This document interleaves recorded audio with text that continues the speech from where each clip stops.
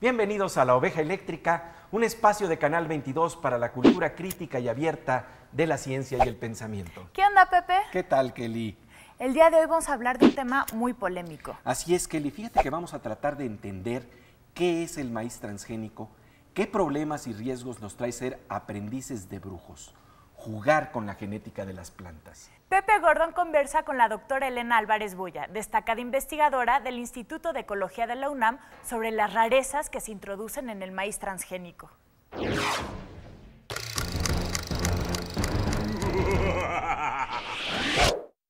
Y en las variaciones visibles ha habido también una búsqueda de lo que podríamos llamar ser aprendices de brujos, para tratar de modificar ciertos rasgos externos, ¿no? Estamos hablando de las investigaciones o exploraciones que tratan de ver cómo se modifican semillas o cómo se modifica el maíz, y se habla de maíz transgénico. Mi primera pregunta es, ¿qué entendemos precisamente por transgénico? Si nosotros modificamos los genes y movemos genes que en una especie producen un efecto a una especie distinta, vamos a seguir produciendo este efecto. Con ese supuesto, pues se hacen lo que se llaman organismos modificados genéticamente, que implica tomar pedacitos del material hereditario de diferentes organismos, de bacterias, de virus, de animales, de plantas, combinarlos en una construcción quimérica, en una quimera genética. Sí, que es un Frankenstein. Exactamente, y introducirlo a un tercero o cuarto, quinto organismo blanco. Por ejemplo, queremos que el maíz produzca su propio insecticida, ¿no? Y sabemos de la agricultura, esto fue lo que hicieron las compañías, ¿no? Una tecnología que era pública, que usaba la agricultura orgánica, que implicaba el producir extractos de proteínas de una bacteria que se sabía que cuando era alimentada a ciertos insectos destruía sus tractos intestinales. Y entonces, pero esta tecnología era pública, se usaba en el contexto de una tecnología de biocontrol de la agricultura orgánica. Entonces una compañía lo que hizo fue encontrar el gen que codifica para justamente esta proteína, que es una proteína de una bacteria que se llama Bacillus thuringiensis, por eso el maíz transformado con este gen se llama maíz BT. Entonces tenemos un fragmento del DNA de un virus, un fragmento del DNA de la bacteria y otros fragmentos adicionales, como un marcador, por ejemplo, de resistencia a un antibiótico para seleccionar a las plantas transgénicas, y esto se le introdujo al genoma del maíz. Y entonces ahora este maíz va a expresar un gen que es de una bacteria. Y esa expresión se va a dar dirigida por una secuencia promotora que es de un virus, ¿no?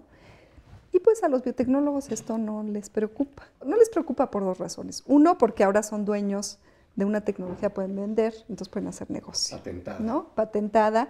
Y pues hay un interés de lucro que está detrás de este impulso a la biotecnología, que sin duda ha sido muy importante, más importante que el interés de seguir estudiando y comprendiendo a profundidad la complejidad de los seres vivos. Cuando el lucro está por encima del conocimiento, se deben encender los focos rojos. En principio, parece una buena idea que el maíz transgénico tenga su propio insecticida. Pero eso no funciona de manera universal y trae una serie de problemas y peligros que la ciencia advierte desde la voz de la doctora Elena Álvarez Bulla.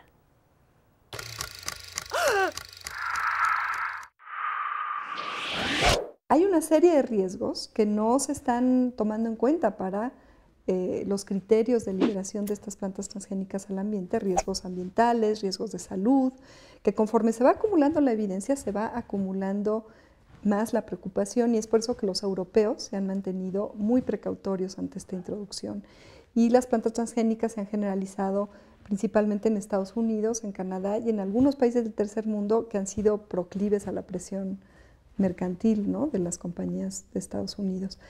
Y bueno, estos riesgos y estas incertidumbres desde el punto de vista de una biología del desarrollo contemporánea, pues son obvios, porque dependen de las interacciones que van a establecer estos genes en los nuevos organismos en los cuales son introducidos, de las interacciones que estas plantas van a establecer con su ambiente, con los otros organismos, y de ahí surgen muchísimas incertidumbres y muchos riesgos, inclusive algunos peligros, ¿no? Por ejemplo, la incapacidad de contener estas plantas a los sitios a donde normalmente se les había probado es un riesgo muy grande. Hay un estudio que ustedes hicieron y que apareció en la prestigiada revista de Ecología Molecular, en donde precisamente advierten de que ya están llegando a lugares que no se supone que no deberían de llegar. Entonces, esta es una de las cosas que planteaban las compañías. No hay que preocuparse, es una tecnología que se puede controlar, que se puede monitorear. Y resulta que en México, donde es el centro de origen y diversidad del maíz, donde no debería de haber contaminación con estas secuencias, porque además son patentadas, entonces un bien público se puede convertir en un bien privado. Están llegando estos transgenes y se había negado su presencia por parte de justamente las autoridades y los técnicos de bioseguridad, y ahora, después de mucho esfuerzo para publicar, porque hay una gran, pues diría yo, casi represión por los intereses corporativos que hay de no dejar salir nada que aparentemente sea riesgoso de esta tecnología en la literatura primaria, pues finalmente logramos publicar esto y bueno, sí se reseñó en Nature, y pues ha sido retomado en todo el mundo, ¿no? La BBC, Le Monde han retomado esta noticia porque sí preocupa el que los centros de origen y diversidad, como es el caso de México para el maíz, se contamine, porque estos acervos nativos de las plantas cultivadas más importantes, y el maíz es sin duda uno de los 3 cereales más importantes, pueden implicar riesgos del material genético, y esto puede implicar que no lo podamos usar para futuros planes de mejoramiento. Estamos poniendo en riesgo el futuro de nuestro maíz, tan básico en nuestra cultura. Seguiremos hablando de los peligros genéticos con nuestras tortillas, pero antes vamos con nuestra compañera Silvina Espinosa de Los Monteros.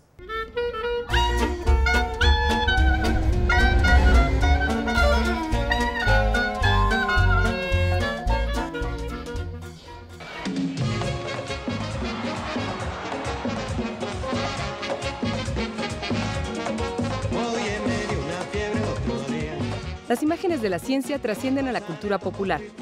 El día de hoy recordaremos la bilirrubina, aquel contagioso éxito musical de Juan Luis Guerra. Siendo la bilirrubina la culpable del color amarillento de la ictericia, según los cálculos médicos, el trastorno de este caballero se debe a una hepatitis vírica de transmisión sexual. ¿Quién lo hubiera imaginado?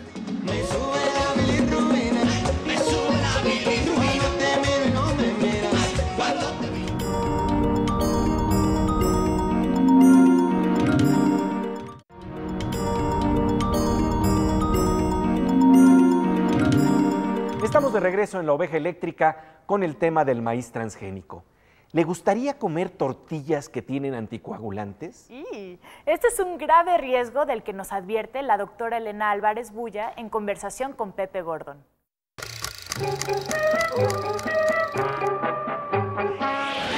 ¿Quién sabe qué estemos ingiriendo al comer nuestras tortillas, no? Sí, ahí sí hay un peligro muy fuerte, porque los nuevos desarrollos del maíz lo que están expresando son anticoagulantes, otros fármacos como vacunas, en fin, cosas que no queremos tener en las tortillas o en los cereales de la mañana, ¿no? En ninguna cantidad, ¿no? Ahí sí no hay discusión si hay riesgo o no hay riesgo a la salud. O sea, yo no quiero comer una tortilla con anticoagulante, ¿no? Y además sin receta, ¿no? Entonces, y sin necesitarlo, ¿no? O que los niños puedan eventualmente empezar a consumir cereales. Y aunque estos maíces bioreactores que se llaman, que expresan todas estas sustancias tóxicas, no se están sembrando así indiscriminadamente, se siembran en parcelas pues bastante reguladas en Estados Unidos, ha habido casos de escapes. A través del maíz no etiquetado. Ha habido casos de escapes en Estados Unidos de este maíz y de otros casos de transgénicos experimentales.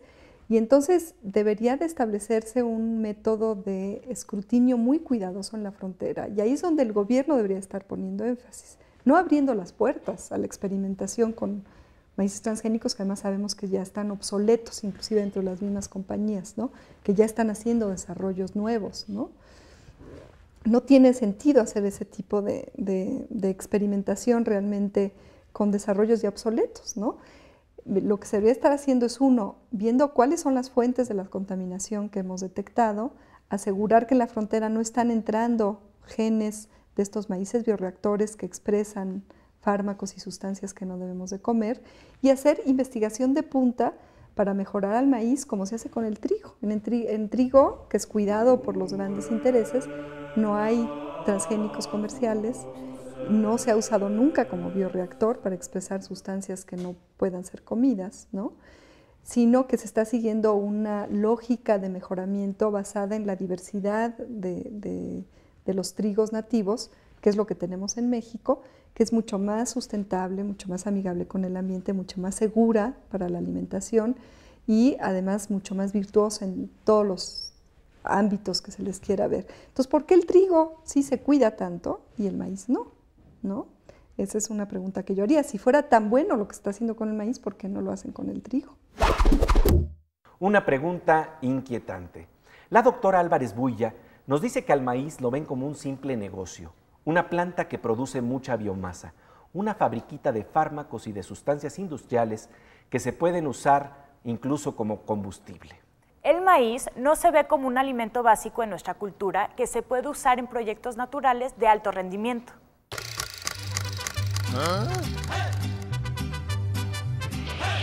Este proyecto ya existe, ¿por qué no se realiza?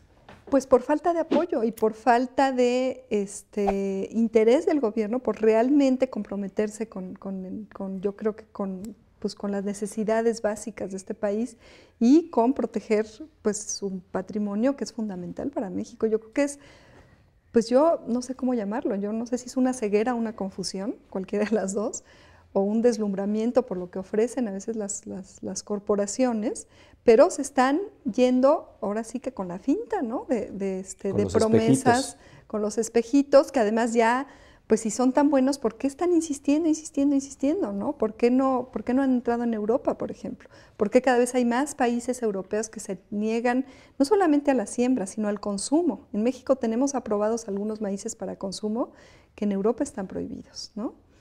En Argentina están surgiendo demandas en contra justamente del uso de este herbicida, que es el insumo más importante para el manejo de uno de los maíces transgénicos que se quieren probar en México. Varios de los que se han propuesto para experimentarse a campo abierto en México se ha demostrado que son insuficientes, que tienen problemas. En fin, o sea, realmente es absurdo, o sea, es pues una falta de, pues yo creo que de voluntad política realmente por comprometerse en serio, a corto, mediano y largo plazo con el interés público, social y ambiental, ¿no? de este país. Nos venden los espejitos de los transgénicos del maíz, nos dice la doctora Elena Álvarez Builla. La ciencia nos advierte sobre estos peligrosos juegos con la naturaleza. Más adelante conversaremos con la doctora Álvarez Builla sobre su respeto y amor por las plantas, pero antes vamos al performance de la ciencia.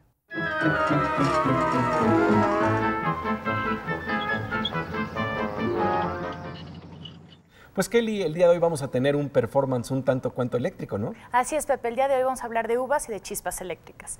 Tengo aquí varias uvas partidas a la mitad, unidas todavía por un pedacito de piel, y las vamos a introducir en el microondas. Vamos a ponerle 10 segundos y vamos a ver qué es lo que sucede. Oye, mira, no es que se estén quemando, sino realmente están sacando chispas eléctricas, ¿no? Eso es lo que debió de tener mis rayos del Necaxa, esa energía. Justamente como están partidas a la mitad y unidas todavía por un pedacito de piel, se están comunicando, están las ondas, las microondas, están mandando energía y está comunicando una parte de la uva con la otra y se comunican a partir de la piel. Sin embargo, se calientan mucho, se quema esta piel y quedan así y siguen comunicándose. Ahí se crean arcos voltaicos, ¿no? Justamente se crean arcos voltaicos y se crean chispas, lo cual son electrones libres. Oye, pues ya sabemos de qué se alimenta la oveja eléctrica, toma uvas eléctricas y nosotros vamos a seguir con este programa de la oveja eléctrica. Vamos a platicar sobre el trato que le debemos de dar a las plantas, el respeto que le tenemos que dar a las plantas y solamente les doy un adelanto. Hable con ellas. Regresamos enseguida.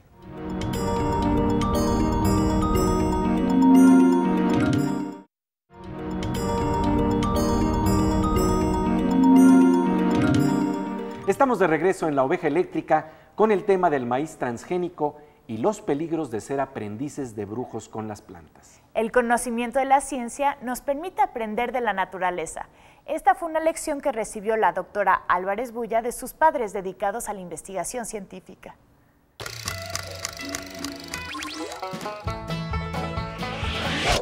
Cuando te oigo hablar de esta manera, veo un profundo respeto a la inteligencia y a la belleza de la naturaleza. Y entonces, bueno, quisiera que nos platicaras cómo es que se despertó, creo que desde niña, este deseo de acercarse al jardín encantado y encontrar toda la inteligencia, la imaginación que se despliega en las plantas, que se despliega en el mundo natural. Pues sí, tal cual lo dices. Yo creo que aquí hubo una influencia, pues sí, muy importante del contacto con la naturaleza, ¿no? Con los paseos al campo, con el jardín. Y esto para mí fue una fuente de inspiración por sí misma, ¿no? El ver cómo una ramita seca en un frutal de repente se convertía en una flor, ¿no? Y me pasaba horas ahí, sí cachaba el momento, porque me parecía así como mágico, ¿no? Y me sigue pareciendo, por cierto. No entendemos todavía cómo estos meristemos ahí escondidos en las ramitas secas de repente despliegan esa estructura tan bella, ¿no? Como una flor. Por ejemplo, mi padre decía, es que es absurdo porque negarse a aprender de la naturaleza y cómo se repiten esquemas que ya se ha visto que no funcionan, ¿no? El tener un presidente, o sea, estos individualismos que se promueven tanto en los sistemas políticos, sociales, cuando se ve que en los sistemas vivos, así no es como se resuelven las cosas, ¿no? El sistema neuronal, no hay una neurona presidenta, ¿no? O sea, hay una colectividad y de esa... partidos políticos en las neuronas, ¿no? Exacto, hay una colectividad y de ella surgen pues cosas tan maravillosas como la conciencia humana, ¿no? Cuando estamos hablando de este contacto con la naturaleza, estamos hablando de... Se dice comúnmente que hay que hablarle a las plantas, que las plantas entienden. Háblanos un poco de tu nivel de experiencia en esta zona y qué sustento de la ciencia podría existir para tratar de explicar qué es lo que está pasando ahí, una comunicación con las plantas. Bueno, eso es muy interesante. Las plantas pues no tienen sistema nervioso, ¿no? Entonces pues se dice, bueno, las plantas no oyen, no sienten, ¿no? Yo creo que pues todo depende de cómo definamos sentir, ¿no? Yo creo que con las plantas, igual que cualquier ser vivo, es un organismo que reacciona a los estímulos del ambiente, que tiene toda una interconectividad energética, sin lugar a dudas, ¿no? Claro que no hay un sistema nervioso neuronal, ni mucho menos. Y yo lo que creo es que los diferentes tonos de voz y las diferentes, pues, o sea, si se toca o no a las plantas, por ejemplo, también se dice, pues elicitan o hacen que se produzcan diferentes sustancias químicas, ¿no? Hormonas vegetales que tienen diferentes efectos, ¿no? Y pues ahora sabemos que con toda esta experiencia de, por ejemplo, la medicina más holística, más sistémica, integrativa de la tradición oriental, que hay estimulaciones que a veces son muy sutiles, ¿no? De los campos energéticos de ciertas zonas del cuerpo, ¿no? Que se les han atribuido como importantes porque ahí confluyen muchas de las conexiones. Bueno, las plantas obviamente también hay cierta red de interconexiones establecidas a través de sus paredes celulares, por ejemplo, y por supuesto que la voz en diferentes tonos produce puede producir cambios, ¿no? A través de las ondas sonoras que se producen. Y bueno, yo intuitivamente digo, bueno, como ser humano a mí me gusta mucho más que me hablen suavecito y entonces, pues igual que están cambiando estas visiones sobre el funcionamiento integrado de los seres humanos, pues ¿por qué no en las plantas, no? No sé, a lo mejor eventualmente hay técnicas de acupuntura, ¿no? Para resolver plagas en plantas. Independientemente de qué explicación puedas tener al respecto, tú, por la experiencia que nos has contado desde niña, has tenido esta sensación de comunión profunda con la naturaleza y con las plantas, ¿no? Sí, desde luego, ¿no? Y una conexión que va más allá de lo que uno racionalmente puede articular, ¿no? Y pues sí, ¿no? Y eso también da como también pues un gusto plástico, ¿no? Por ejemplo, en la interacción con las plantas y con lo que uno está estudiando, ¿no? Y esa parte a mí también me ha gustado de repente explorar. El asombro ante la naturaleza, ¿cómo no? ante el jardín encantado. Te agradezco muchísimo Gracias a ti, esta Pepe. conversación Muchas aquí en La gracias. Oveja Eléctrica. Gracias. Hay una emoción estética en el contacto con las plantas. Hay también una lección de organización presente en toda la naturaleza. En el sistema neuronal, por ejemplo, dice la doctora Elena Álvarez Builla, no hay una neurona presidenta, hay una colectividad de donde surge la maravilla de la conciencia humana o la belleza sin jerarquías, de un jardín. Pasamos ahora a la sección Aguas con la Morsa.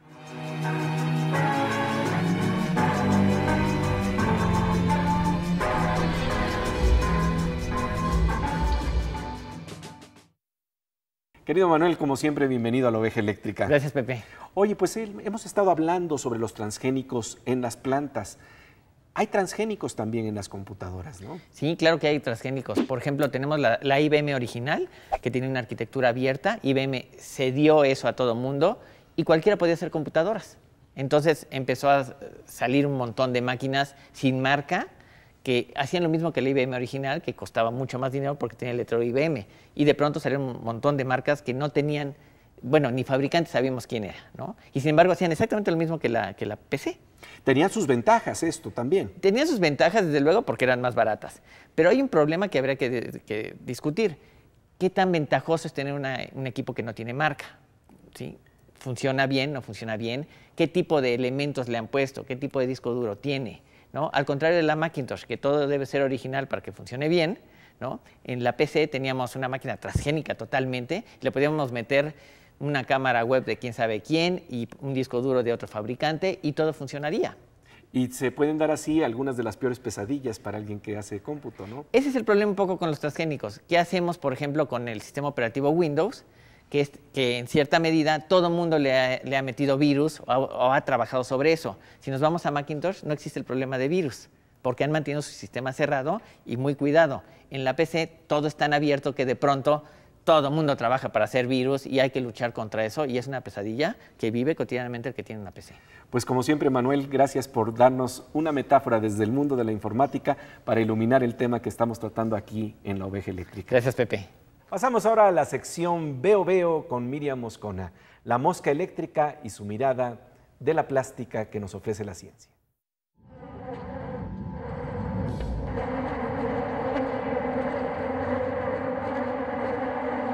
Pues estamos como siempre con el zumbido de la mosca eléctrica. Bienvenida. Oye, Miriam, fíjate que hoy hemos estado hablando de la belleza de las plantas y en particular del maíz. ¿En qué otros niveles podemos localizar la belleza del maíz? Pues justamente por ahí va también mi nota. Fíjate que al prepararla me acordé de estos versos de Ramón López Velarde con el que se abre el primer acto del poema, digamos, que son uno de los versos más conocidos de la Suave Patria, que es Suave Patria, tu superficie es el maíz. Hoy vamos a ver una composición notable del mundo vegetal.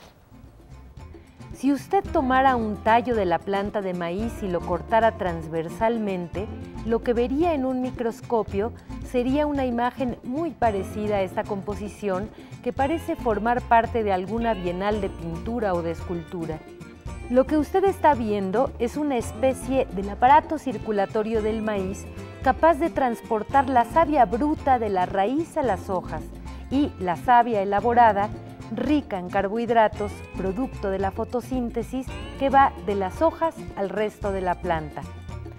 Así que cuando se coma una tortilla o un elote en alguna esquina de la ciudad, recuerde que en algún momento esta maravillosa composición es lo que permitió que se formara la mazorca. Estas aparentes piedras de río de distintos tamaños son los vasos que equivalen en una persona a sus venas y a sus arterias. La pigmentación tiñe las distintas células para distinguirlas de los vasos. Esta imagen fue tomada del Museo Micropolitano. No está en Nueva York, sino en la red, al alcance de cualquier cibernauta que sepa navegar. Con la mirada de Miriam Moscona, con la belleza de la plástica del maíz sin transgénicos, llegamos al final de esta emisión. Los esperamos la próxima semana aquí en Canal 22. Somos una opción. Nos encontramos con el doctor Gerardo Jiménez para conversar sobre la escritura de la vida en el genoma humano. Los esperamos en La Oveja Eléctrica, en donde hablaremos sobre qué es el mapa de los mexicanos y qué nos espera hacia el futuro. Aquí en Canal 22.